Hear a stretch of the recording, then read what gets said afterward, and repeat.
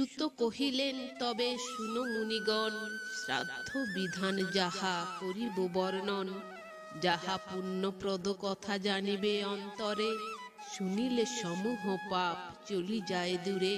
অমাবস্যা দিনে শ্রাদ্ধ করিবে সাধন, এহেতু বিধান যাহা করহ শ্রবণ। ক্ষয়াহের পূর্ব দিনে করিয়া স্নান, বারে আহার করি রহিবে ধীমান। ব্রহ্মচর্য অবলম্বী রজনী জগেতে, শয়ন করিয়া রবে ধরণী তলেতে। সেদিন বিপ্রগণে দিবে নিমন্ত্রণ, শাস্ত্রের বিধান যাহা শুনো মুনিগণ।